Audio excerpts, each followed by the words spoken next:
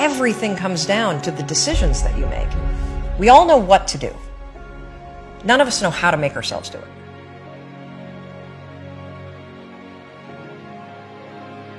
I went from getting up on time and waking up on time to shaking up my entire life. Because when you understand the power of a 5-second decision, and you understand that you always have a choice to go from autopilot to decision maker, everything in your life will change. You will be a different negotiator, you will be different in sales, you will be unstoppable in the gym, because you will realize the amount of garbage that you put in the way of your hopes, of your dreams, of your potential, of your confidence, of your courage. Once you get over the fear of being embarrassed, no one likes to be embarrassed, but once you get over being scared of being embarrassed, it's super liberating. And it allows you to go into lanes that otherwise you wouldn't go into. And everybody's wired differently. Everybody's wired completely different. It's hard to rewire someone to be, comfortable taking risks, comfortable with being embarrassed. And I think it comes from having a lot of egg on your face and learning along the way.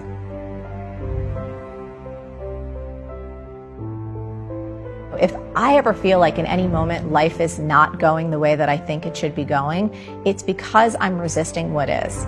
Every single moment is an opportunity for us to check ourselves before we wreck ourselves. And so I just try and play the game. If I'm miserable, if I'm upset, if I'm angry, if I'm cranky, it is my responsibility because it's based on what I'm thinking or believing in that moment. It's not the outside world causing me to feel this. It's what I'm doing up here that's making me have that reaction. And if I'm the problem, I am also the solution. I think you can always get in that super grind mode, that real push, that sprint to get things done. But as in any sprint, if you're an athlete running a, quarter mile, you're going to need recovery after that, and I think that's something that we can sometimes fail to recognize, that you don't actually get stronger when you're sprinting, you get stronger when you recover. And I think the psyche is just the same as the body in that we perform best when we have periods where we push and then periods where we reflect, integrate, recover. And so for me, it's just been listening to what works for me. The research, right? And so people tap their phones over 2,600 times a day. They look at their phones every 12 minutes. They're using their phones all hours, or sleeping with their phones, which isn't healthy. And so we just have to be really smart about how we're using this technology. And what I say in the book, and the core of what I'm trying to get across, is use technology as a bridge to human interaction. Don't let it be a barrier to the very relationships that you need to survive. It's not just about work, it's about survival. So I make a huge case for work friendships.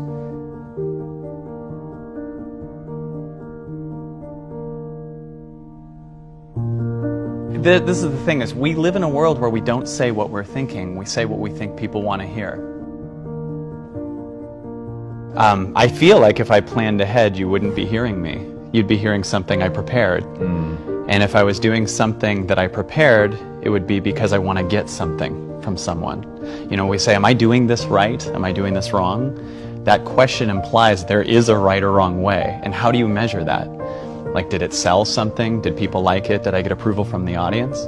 So I also feel that in the moment, we're always feeling something. Like if you just say what you're feeling, then you actually create a space where the person across from you or the audience goes, oh, I know what that feels like and I can connect with you. But in trying to prepare something, often we block what we're feeling and then bring something that we prepared earlier in the day, and people miss out on the real you. I had started a career in direct sales, and I learned something in my training from my manager called the 5-minute rule. And he said that when you're out there in the field, you're going to have disappointment, you're going to have rejection, you're going to set a goal for the week, you're not going to hit it, you're going to hit it, and then have the order cancel. He's like, you're going to deal with a lot of stuff. It's a microcosm for life. And he taught us what he calls the 5-minute rule. He said, so when things go wrong, we have a rule. It's okay to be negative, but not for more than 5 minutes. Give yourself 5 minutes, set your timer on your phone. He would literally teach us, set the timer. You get 5 minutes to bitch, moan, complain, cry, vent, punch a wall, whatever. And after 5 minutes, you take a deep breath and say 3 really powerful words. Can't change it. So if you think about it, people wake up in the morning, they begin to think about their problems, Those problems are circuits of memories in the brain. Each one of those memories are connected to people and things at certain times and places. And if the brain is a record of the past, the moment they start their day, they're already thinking in the past. Each one of those memories has an emotion. Redundancy of that cycle becomes a subconscious program. So now 95% of who we are by the time we're 35 years old is a memorized set of behaviors, emotional reactions, unconscious habits, hardwired attitudes, beliefs, and perceptions that function like a computer program. So then a person can say with the 5% of their conscious mind, I want to be healthy, I want to be happy, I want to be free. But the body's on a whole different program. So then how do you begin to make those changes? Well, you have to get beyond the analytical mind, because what separates the conscious mind from the subconscious mind is the analytical mind. And that's where meditation comes in, because you can teach people through practice how to change their brainwave.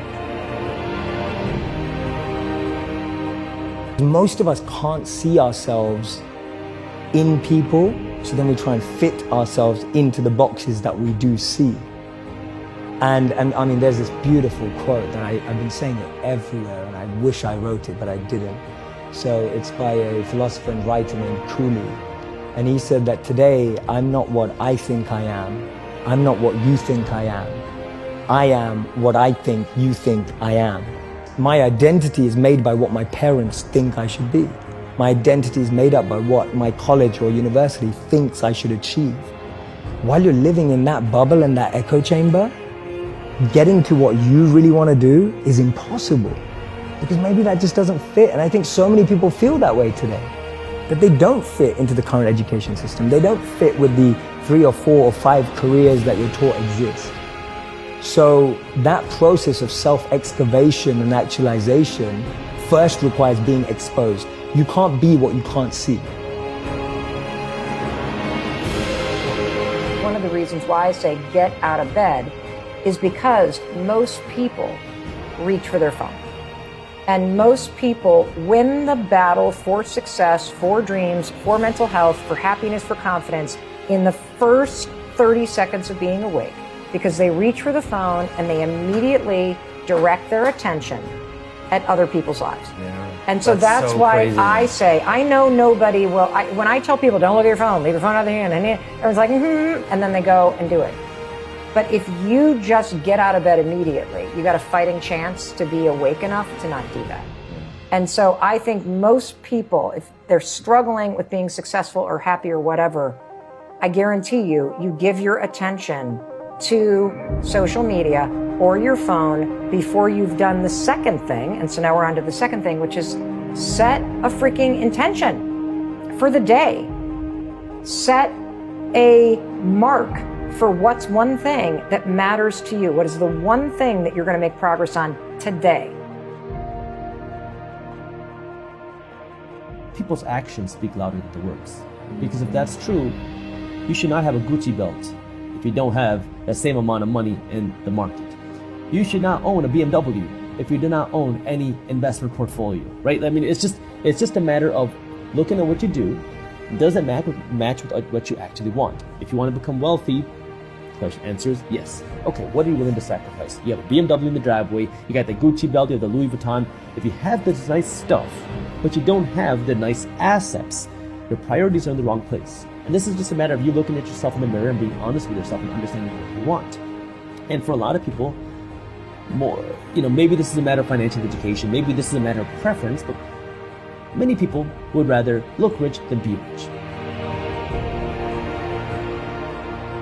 The difference between responsibility and blame, right? People confuse those two. Like I say, you're responsible for your life. And they go, well, how can I be responsible for, I wasn't responsible for the trauma and the tragedy and the this, the that. Like I wasn't responsible for my car accident, right? But the difference between responsibility and blame is blame determines who's at fault, right? The drunk driver was at fault. Maybe your parent was at fault for wronging you or abusing you when you were a child. Responsibility determines who's committed to the current reality and the future reality, right? So it's like, I'm not at fault for blank, but I'm responsible for how I experience every moment of my life.